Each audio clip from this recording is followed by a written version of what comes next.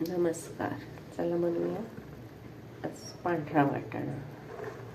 आणि इथे मी हे वाटाणे रात्री भिजत घातलेले आहेत आणि आता याला कुकरला लावून घेऊ आणि 4 ते 5 शिट्ट्या काढून घेऊ.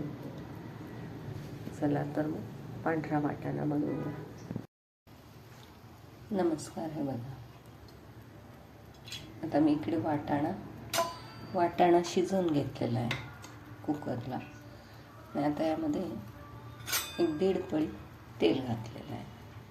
त्यामध्ये जिरं मोहरी घालायचं आणि कांदा घालायचा. तेल चांगलं तापलं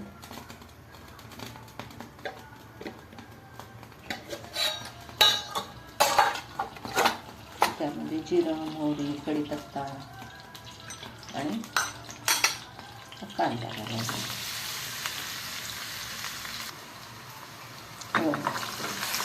कांदा आपला चांगला परतला जातो.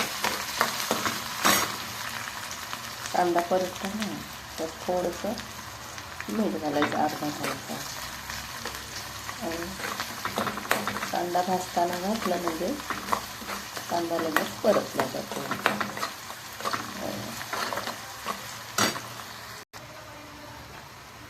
कांदा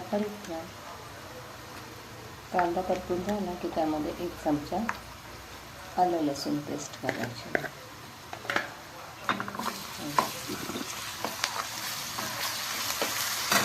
त्यामध्ये थोडंसं कोकम ते घालायचं. नसलं तरी चालू शकतं, तुमच्याकडे असेल तर घालायचं. त्यामुळे काय होतं, भाज्यात ना उग्रसपणा असतो तो निघून जातो आंबटपणामुळे. आता चांगला आलं लसूण पेस्ट झाली की त्यामध्ये आपले रोजचे मसाले ॲड करायचे. लाल तिखट, हळद, मीठ, गोडा मसाला. थोडासा कांदा चांगला असा बदामी कलर परतून झाला की त्यामध्ये 1 ते 1.5 चमचे लाल तिखट तेलात परतलं म्हणजे कुठल्याही भाजीला कट चांगला येतो, लाल भडक दिसतं एकदम. थोडीशी हळद,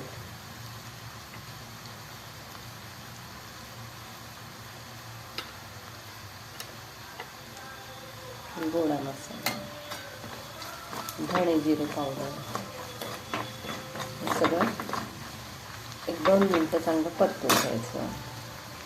त्यामध्ये थोडासा गूळ घालायचा. आपण चिंच किंवा आमसूल घालतो, त्यामुळं जसा गोड आंबटपणा येण्यासाठी त्यात गूळ घालायचा. आपली फोडणी चांगली तयार झाली आणि आता हा शिजवलेला वाटाणा मिक्स करायचा.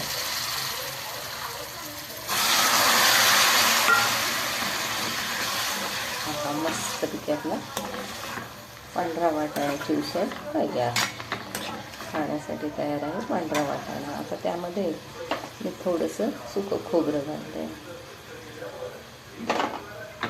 आणि जरासा शेंगदाण्याचा कूट घालायचा 1 चमचाभर, म्हणजे भाजी चांगली मिळून येते. यामध्ये बटाटा घालतात.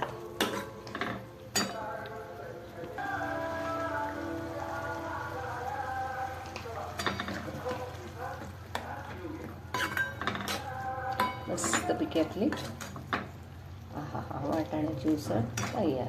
खाण्यासाठी तयार आहे पांढरा वाटाणा. खाण्यासाठी तयार आहे पांढऱ्या वाटाण्याची उसळ. मस्त रसरशीत अशी. हा वाटाणा आहे ना, आपण रगड्यामध्ये सुद्धा वापरतो.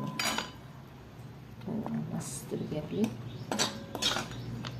उसळ तयार, पांढऱ्या वाटाण्याची उसळ तयार.